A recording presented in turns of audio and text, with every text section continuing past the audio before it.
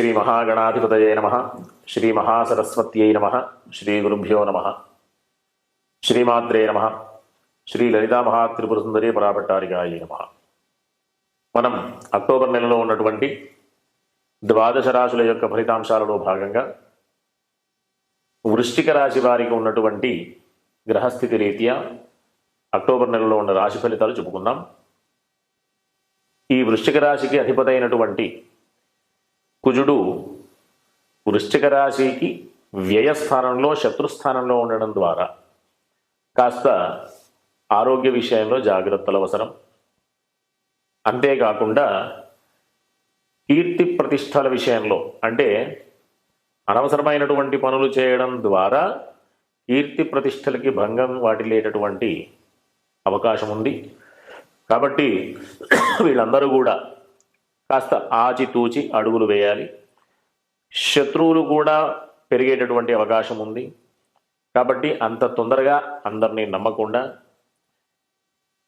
జాగ్రత్తగా ఉంటూ ఈ కుజుడికి సంబంధించినటువంటి దేవత అయినటువంటి సుబ్రహ్మణ్య స్వామికి సంబంధించిన ఆరాధనలు చేయడం, మంగళవారం పూట సుబ్రహ్మణ్య స్వామి యొక్క దర్శనాలు చేసుకోవడం, అంతేకాకుండా సుబ్రహ్మణ్య స్వామికి సంబంధించినటువంటి స్తోత్రపారాయణం చేయడం ద్వారా అనుకూలమైనటువంటి పరిస్థితి ఉంటుంది.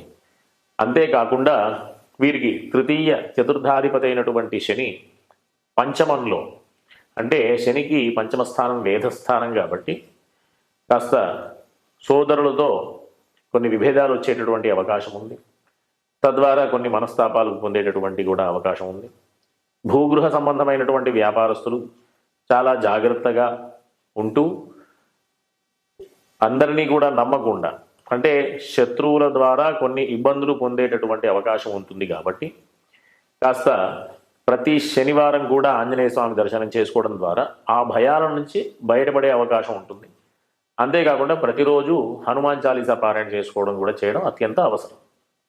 వీరికి ఇన్ని ఇబ్బందులు ఉన్నప్పటికీ కూడా ధార్మిక మార్గంలో వెడుతూ, అంటే ఈ రాశి నుంచి 9వ స్థానంలో పూర్వపుణ్యానికి సంబంధించినటువంటి స్థానం, ఆ స్థానంలోకి ద్వితీయ పంచమాధిపతి అయినటువంటి గురుడు అంటే అక్టోబర్ 18వ తేదీ నాడు మారుతూ ఉన్నాడు.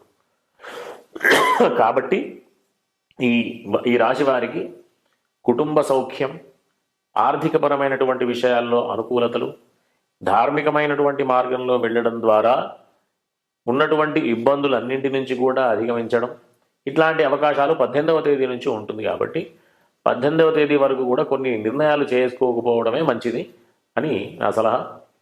అంతేకాకుండా ఈ రాశికి సప్తమ వ్యయాధిపతి అయినటువంటి శుక్రుడు ఏకాదశ స్థానంలో శుభస్థానంలో అనుకూలంగా ఉన్నాడు.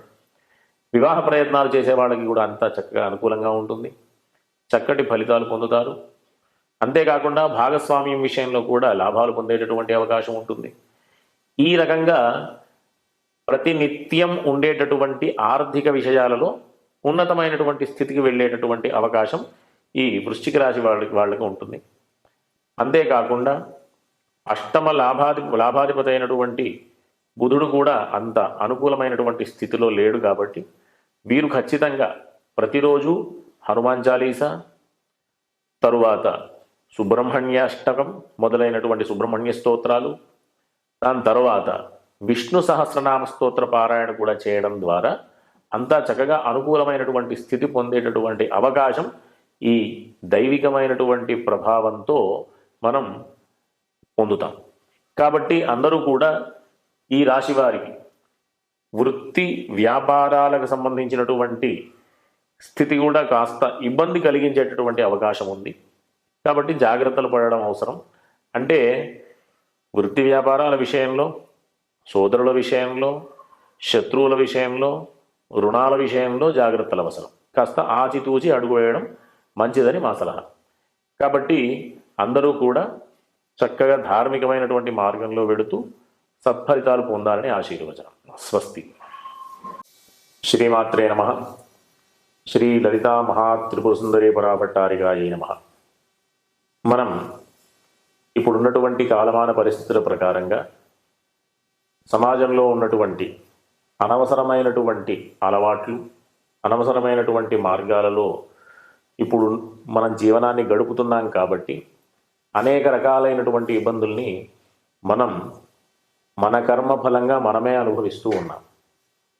కాబట్టి వాటి నుంచి అధిగమించాలి అంటే మనకు గొప్ప గొప్ప అవకాశాలు మన ఋషులు, మన పెద్దవాళ్ళు ఆచారాల రూపంలో, పండగల రూపంలో, ఆరాధనల రూపంలో అనేక రకాలైనటువంటి మార్గాలు మనకి ఉపదేశం చేశారు.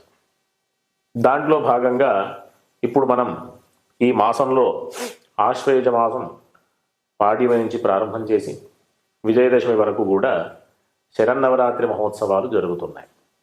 కాబట్టి అట్లాంటి అద్భుతమైనటువంటి అవకాశాన్ని అందరూ కూడా సద్వినియోగం చేసుకోవాలి.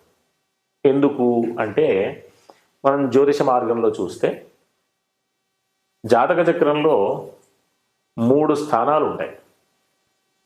దాన్నే 3 కోణ స్థానాలు అంటారు. రాశి చక్రం, లేకపోతే లగ్నం, అక్కడి నుంచి 5వ స్థానం, అక్కడి నుంచి 5వ స్థానం. వీటన్నిటికీ కూడా లక్ష్మీ స్థానాలు అని పేరు. ఇంకా ఏంటి అంటే పూర్వపుణ్యాన్ని సూచించేటటువంటి స్థానాలు. ఈ రకంగా మనం ఈ జన్మలో ఏది పొందాలన్నా పూర్వజన్మలో చేసుకున్నటువంటి పుణ్య ఫలితమే ఆధారం కాబట్టి అట్లాంటి పుణ్య ఫలితాన్ని పెంచుకునే ప్రయత్నంగా ఈ అమ్మవారి యొక్క ఆరాధనలు చేయడం ద్వారా అనేక రకాలైనటువంటి ఇబ్బందుల నుంచి అధిగమించి సుఖ సంతోషాలతో ఉన్నటువంటి జీవనాన్ని గడిపేటటువంటి అవకాశాన్ని పొందుతాం.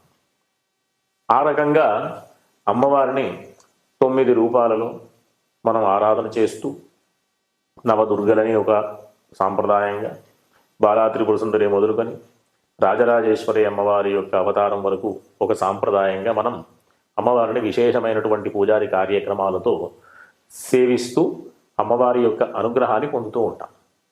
దీంట్లో భాగంగా కుటుంబ స్థానానికి, తరువాత కళత్ర స్థానానికి, పంచమ స్థానమైనటువంటి అనుష్ఠాన స్థానానికి, పూర్వపుణ్యానికి సంబంధించినటువంటి స్థానానికి, ఈ రకంగా ఏ మార్గంలో చూసుకున్న అమ్మవారి యొక్క ఆరాధన ద్వారానే మనం ఆ స్థానాల యొక్క ఆనుకూల్యతని పొందుతూ ఉంటాం. ఈ విధంగా ప్రతి నిత్యం మనం ఆరాధన చేస్తూ విశేషంగా దీంట్లో గాయత్రి అమ్మవారి యొక్క స్వరూపంగా మనం ఎంత విశేషంగా గాయత్రి అమ్మవారిని కీర్తిస్తే, ఎంత విశేషంగా స్మరిస్తే అంత విశేషమైనటువంటి ఫలితాన్ని పొందేటటువంటి అవకాశం. ఇంకా ఏంటి అంటే గాయత్రి మంత్రం ఉపదేశం తీసుకునేటటువంటి వాళ్ళకి తర్వాత వచ్చేటటువంటి మంత్రం ఒకటి వస్తుందన్నమాట. అవృధమసౌ సౌ ఓం య ప్రాణస్వం మే గోపాయ అని. దాంట్లో వ్యాఖ్యానంలో ఏముందంటే అవృధం అని దాంట్లో వాక్యంలో చెప్తూ, నేను గాయత్రి మంత్రాన్ని ఉపదేశం తీసుకోవడం ద్వారా వృద్ధిని శ్రీని పొందాను అని. అంటే జ్ఞానాన్ని పొందాను. అందరూ శ్రీ అంటే లక్ష్మీ అమ్మవారు, అమ్మవారు అంటే లక్ష్మీ అమ్మవారు అంటే ధనం అనేటటువంటి విషయమే కాకుండా ప్రధానంగా జ్ఞానం అనేటటువంటి విషయాన్ని కూడా తెలుసుకోవాలి. కాబట్టి లక్ష్మీ అమ్మవారి యొక్క ఆరాధన, తరువాత గౌరీ అమ్మవారి యొక్క ఆరాధన, విశేషమైనటువంటి ఈ కల్పాలన్నీ కూడా చతుషష్ఠి ఉపచార పూజలని, కుంకుమార్చనలని, విశేషమైనటువంటి చండీ హోమాలని, మహాకాళి, మహాలక్ష్మి, మహాసరస్వతి స్వరూపంగా అమ్మవారి ఆరాధనలని, కాళీ అవతారమని, రాజరాజేశ్వరి అమ్మవారి అవతారంతో పూర్తి పరిసమాప్తమవుతుంది. దీంట్లో సరస్వతి అమ్మవారి యొక్క పూజా విశేషాలు ఇవన్నీ కూడా మనం నవరాత్రి మహోత్సవాలలో మనం ఆరాధనలో భాగంగా ఆచరిస్తూ ఉంటాం. కాబట్టి అందరూ కూడా ఈ విశేషమైనటువంటి అవకాశాన్ని సద్వినియోగం చేసుకుంటూ చక్కగా నవరాత్రులలో అమ్మవారి సేవ చేసుకుంటూ ఉన్నటువంటి ఇబ్బందులన్నీ కూడా అధిగమించేటటువంటి ప్రయత్నం చేయాలి. ఒకటైతే మనం ఈ ప్రస్తుత కాలమాన పరిస్థితుల ప్రకారం అందరికీ సంబంధించినటువంటి విషయం ఒకటి ఉంది. ఏంటంటే ఆర్థిక సమస్యలు. ఆర్థిక సమస్యలు రెండు రకాలుగా ఉంటుంది. ఒకటి ప్రతినిత్యం మనం సంపాదించుకునేటటువంటి డబ్బు ఒకటైతే, ఇంకొకటి ఆర్జిత ధనమని, అంటే సంపాదించుకొని పెట్టుకున్నటువంటి బ్యాంక్ బ్యాలెన్స్లని, పూర్వం నుంచి వచ్చినటువంటి ఆస్తులని, తండ్రి ద్వారా వచ్చినటువంటి ఆస్తులని, ఇవన్నీ అనేక రకాలైనటువంటి మార్గాలలో మనం ఆర్థిక విషయాన్ని చూస్తూ ఉంటాం.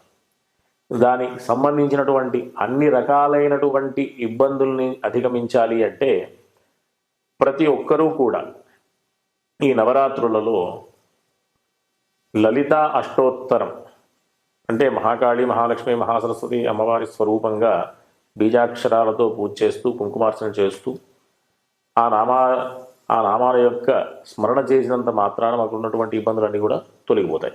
ఒకటైతే లక్ష్మీ అష్టోత్తర స్తోత్రాన్ని గనక ఇవన్నీ అంటే ఈ లలిత అష్టోత్తరం కానీ, లలితా సహస్రం కానీ, విశేషమైనటువంటివి అన్నీ చేయలేనటువంటి వాళ్ళు కూడా ఉంటారు కదా. వాళ్ళందరికీ కూడా లక్ష్మీ అష్టోత్తర స్తోత్రం అది పూర్తిగా ఒకసారి చదివితే కనీసం ఒక 5 నుంచి 6 నిమిషాలు పడుతుంది అంతే. ప్రొద్దున, మధ్యాహ్నం, సాయంత్రం ఈ నవరాత్రుల్లో కనుక చదివితే అనుకున్నటువంటి పనులన్నీ కూడా అధిగమిస్తారు. ఇంకా ఏంటి అంటే ఆర్థికపరమైనటువంటి ఇబ్బందులు తొలగిపోగా ఆర్థికపరమైనటువంటి అభివృద్ధిని కూడా వీళ్ళు పొందేటటువంటి అవకాశం ఉంటుంది. కాబట్టి అందరూ కూడా ఈ మార్గంలో వెళుతూ లక్ష్మీ అష్టోత్తర స్తోత్రం గుర్తుంచుకోండి. అందరూ కూడా అది రోజుకి 3 సార్లు పారాయణ చేయండి. విశేషమైనటువంటి ఆర్థిక లాభాన్ని పొందేటటువంటి అవకాశాన్ని పొందండి. స్వస్తి.